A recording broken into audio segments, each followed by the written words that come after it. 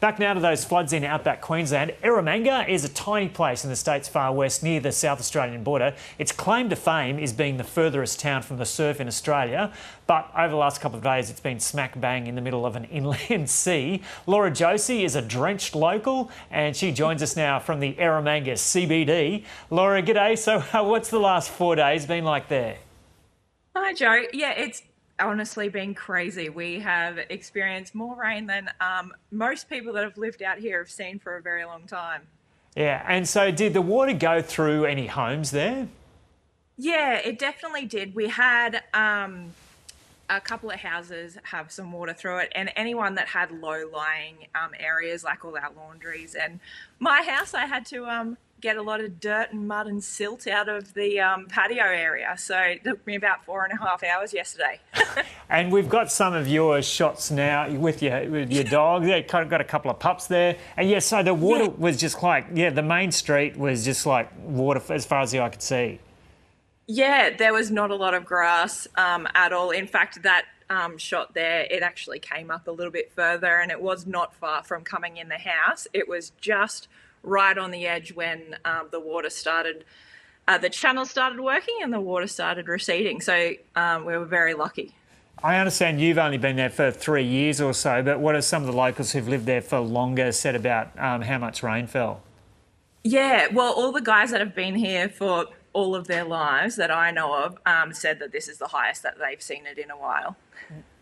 And yeah, we're just seeing a shot now, a map showing where how did you end up out in Eromanga in the middle of nowhere? Well, I actually came out here to give Scotty at the pub a hand and then met my partner out here and I thought, oh, well, better stay. Oh, nice outback romance story. And so is there any real creek or river that runs through Eromanga, or has it all just been water kind of sitting on the ground?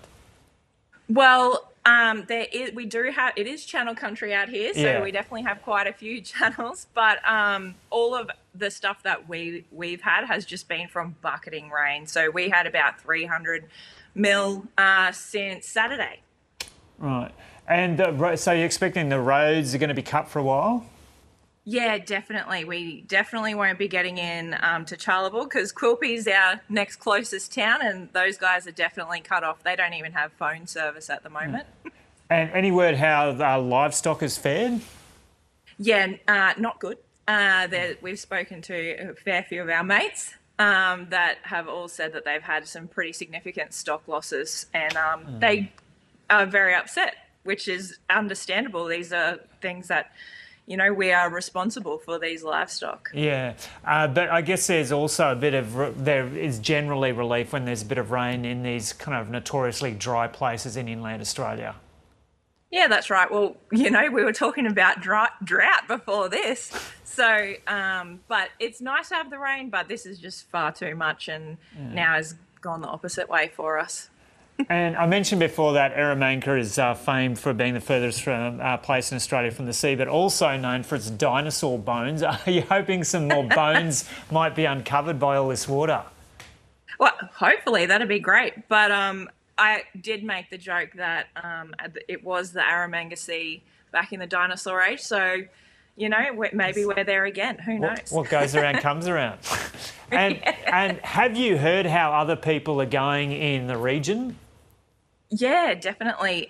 It's been a little bit of a struggle because the phone service we basically don't have any. We have a little bit in town here in Eromanga, but if you're out on a property at the moment, there's none, unless you got Starlink, of course. So at the moment, we only know the guys that do have Starlink or are in town, and pretty much everyone that we've spoken to around town, they're feeling all the losses and cars getting bogged and all that sort of thing. Yeah. And can you tell us anything about Adavale or what you've heard about Adavale? How many people live in that area and what's happening with them? Well, Adavale's a small town just like us, but those guys, they're suffering huge amounts of flooding. In fact, I know that the helicopter guys in Quilpie are going to evacuate everybody out of Adavale at the moment. So thank goodness that we do have some awesome helicopter operators in Quilpie that are, going out of their way, going to get everybody that needs help in Adavale, because the whole town's under, from what we've been told.